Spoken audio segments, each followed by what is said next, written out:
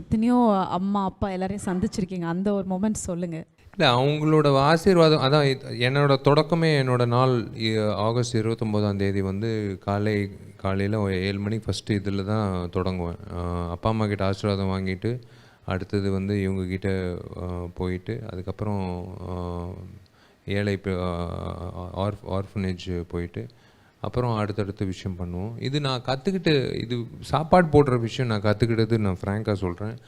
எனக்கு பிடித்த நடிகர் அரசியல்வாதி விஜயகாந்த் அண்ணன், கேப்டன் விஜயகாந்த் அண்ணன் கிட்ட நான் கற்றுக்கிட்ட விஷயம். ஏன்னா நான் நிறைய முறை கேள்விப்பட்டிருக்கேன், அவர் வந்து அவரோட ஆஃபீஸ் வாசல் எப்போவுமே திறந்து கிடக்கும், 4 பேர் சமைச்சிக்கிட்டே இருப்பாங்க. ரொம்ப கஷ்டப்படுற உதவி இயக்குநர்களாகட்டும் யாராக இருந்தாலும், ஏன் அலுவலகத்துக்கு வர யாராக இருந்தாலும், பட்னியோடு வர யாராக இருந்தாலும் அவங்க வந்து அவங்களுக்கு சோறு போட்டு தான் அனுப்பணும் அப்படின்னு கட்டளை விதிப்பார். அது எனக்கு ரொம்ப பிடிச்ச ஒரு விஷயம். தெரியாத ஒரு நபர் வந்து அவங்களுக்காக 4 சமையல்காரன் வந்து பண்ணிட்டு இருக்கும்போது நான் எங்கள் ஆட்களும் கூப்பிட்டு எவ்வளோ செலவாகுது, ஒரு 2 சமையல்காரனை சமைக்க சொல்லு, நம்ம ஆஃபீஸ்க்கு யார் வர்றாங்களோ அதே மாதிரி கேப்டன் அண்ணன் பாணியில் நான் வந்து தெரியாது, எனக்கு அவங்க யார் என்ன எந்த ஜாதி மதம் அதெல்லாம் எனக்கு தெரியாது. பட்னியாக வராங்களா, சோறு வேணும்னு கேட்டாங்களா, சாப்பாடு உட்கார வச்சு சாப்பாடு கொடுத்து அவங்கள வந்து வயிறு நிரம்பி போகணுன்றது தான் என்னோடய ஆசைன்றது நான் அவருக்கு பார்த்து தான் நான் கற்றுக்கிட்டேன். ஸோ அதுதான் வந்து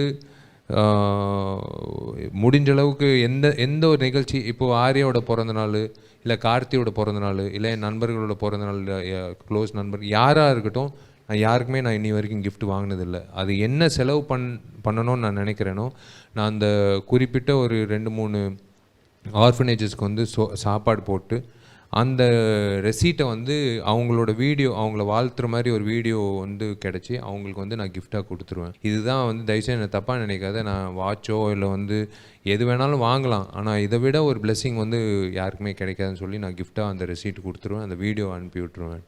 so lot of my friends have followed that also. S J. Suryah sir has followed that. என் பிறந்த நாளுக்கு அவர் 10,000 ரூபாய் செலவு பண்ணி சாப்பாடு போட்டு எனக்கு ஒரு வாய்ஸ் நோட் போட்டார். சார், நான் உங்கள் பாணியில் வந்து நானும் வந்து உங்களுக்கு கிஃப்ட் கொடுக்குறதா இல்லை சார், நான் வந்து சாப்பாடு போட்டிருக்கேன் சார், ரொம்ப சந்தோஷம் சார், எனக்கு ரொம்ப பெருமையாக இருக்குது சார், ரொம்ப நம்ம மனசு நிறைவாக இருக்குது சார். அதுதான் எனக்கு ரொம்ப பிடிச்சி. Chain reaction. இப்போ நான் மட்டும் 2 கைகளோட ஓரளவுக்கு தான் பண்ண முடியும், ஆனால் அத்தனை கைகள் சேர்ந்து வரும்போது டெஃபினட்டாக we can reach out to a lot of people. இது நான் கண்டிப்பாக கேப்டன் அண்ணனுக்கு தான் நான் நன்றி சொல்லணும்.